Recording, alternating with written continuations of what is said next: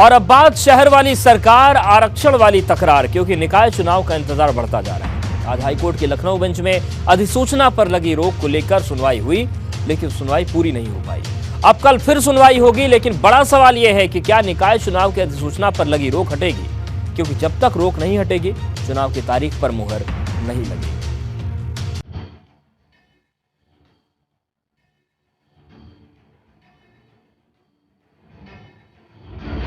निकाय चुनाव की लड़ाई कोर्ट में जारी है सुनवाई।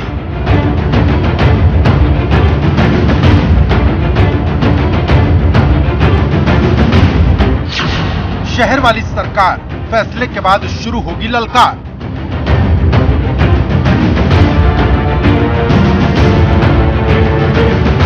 निकाय चुनाव की तारीख का इंतजार बढ़ता ही जा रहा है, क्योंकि सबको उम्मीद थी कि निकाय चुनाव की अधिसूचना पर जो रोक हाईकोर्ट के लखनऊ बेंच ने लगाई है, उस पर मंगलवार को कोई ना कोई फैसला जरूर आ जाएगा, लेकिन आया नहीं, क्योंकि जो सुनवाई शुरू हुई वो तय वक्त तक पूरी नहीं हो पाई। अब बुधवार को फिर से सुनवाई होगी, लेकिन फैसला आएगा, इस पर अभी भी सस्पेंस बना हुआ है।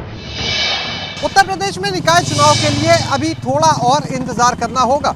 20 तारीख को इस मामले में हाईकोर्ट की लखनऊ बेंच में सुनवाई हुई, लेकिन एक बार फिर से कोर्ट ने अगली तारीख दे दी है। अब इस मामले की सुनवाई 21 दिसंबर को होगी। इसके साथ ही इस मामले में लगा हुआ स्टे भी एक दिन के लिए आगे बढ़ा दिया गया है।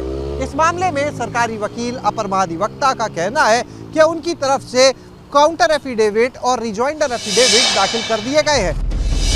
हालांकि ट्रिपल टेस्ट को लेकर जो पेच फंसा हुआ है, उस पर सरकार ने अपना रुख साफ कर दिया है और कह दिया है कि 2017 में किए गए सर्वे को ओबीसी आरक्षण का आधार माना जाए। गौरतलब है कि ये पूरी लड़ाई ओबीसी आरक्षण की है, जिसको लेकर विपक्ष सवाल उठा रहा, तो सत्ता पक्ष इसे विपक्ष की साजिश बता रहा। समाजवादी पार्टी के मुखिया श्री अखिलेश यादव जी, जिनकी मानसिकता सदा से, चाहे वह पिछड़ा विरोधी हो, चाहे वह दलित विरोधी हो, चाहे महिला विरोधी है, वो चुनाव समय से नहीं चाहते। मामला माननीय न्यायालय के समक्ष विचाराधीन है। माननीय न्यायालय जो आदेश देगा सरकार उसका पालन करेगी। आरक्षण में भेदभाव हुआ है, कुछ अधिकारियों की मनमानी और कुछ सीमित मंत्रियों ने मनमानी कर करके ये आरक्षण व्यवस्था लागू की थी। हर जिले में आप भेदभाव देखेंगे, पिछड़ों को जितना मिलना चाहिए तो नहीं मिला। लेकिन बड़ा सवाल यह है कि निकाय चुनाव को लेकर हो रही ये देरी किसका खेल खराब करेगी, क्योंकि जानकारों की माने तो भाजपा की तैयारी पूरी थी। सीएम योगी खुद 17 नगर निगम में प्रबुद्ध सम्मेलन कर चुके हैं, जबकि विपक्ष की कोई बड़ी रणनीति अभी तक सामने नहीं आई।